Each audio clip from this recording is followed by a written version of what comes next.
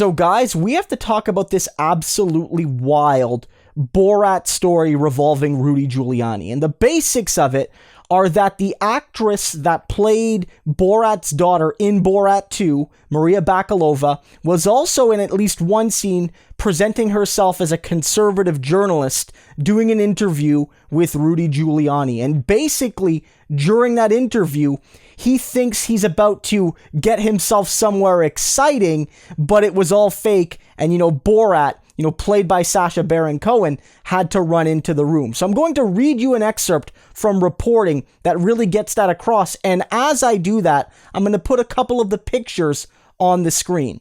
After she removes his microphone, Giuliani can be seen lying back on the bed, fiddling with his untucked shirt and reaching into his trousers. They are then interrupted by Borat, who runs in and says, quote, "She's 15, she's too old for you." And then Giuliani apparently storms out of the room, thus kind of ending the interview, if you will. And obviously that's very concerning because even if the actress isn't actually 15, the actress Maria Bakalova is an adult, so, we don't have to worry about that necessarily. She's a young female journalist, clearly very young, and Rudy Giuliani is acting deeply inappropriately there. And so it's funny in a way, but it's also very concerning.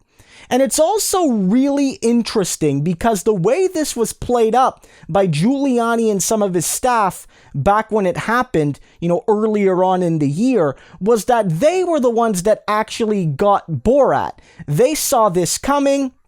And they, didn't play along, and this made Borat's scene not work, and this ruined Borat's efforts, and they were proud that they, saw through this clever ruse by Sacha Baron Cohen. And here's a tweet by one of his staff people from, I believe, July, saying just that, which has not aged particularly well.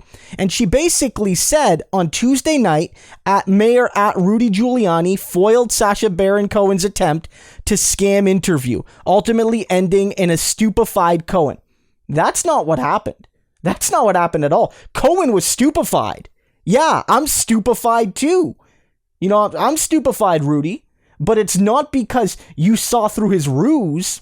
It's because of what you almost did, or certainly would have done if it wasn't a ruse and you thought you could have gotten away with it, Rudy.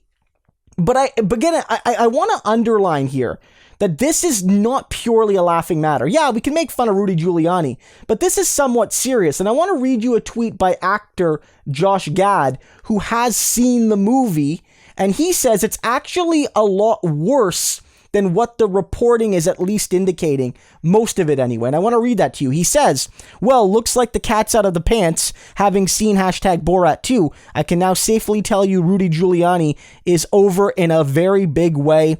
It's worse than you think and more uncomfortable than anything I've ever seen in a recent film, documentary, or otherwise." And of course, Josh Gad, I'm guessing, sees his fair share of movies. So we should, have some fun here. But this is a very serious moment where, 15 or not, Giuliani saw a young woman journalist and basically treated her like a piece of meat. Totally unprofessional, totally, disrespectful to women of all sorts, and it deserves to be called out, and it's something that's not becoming of anyone, let alone somebody that's supposedly so close to the president.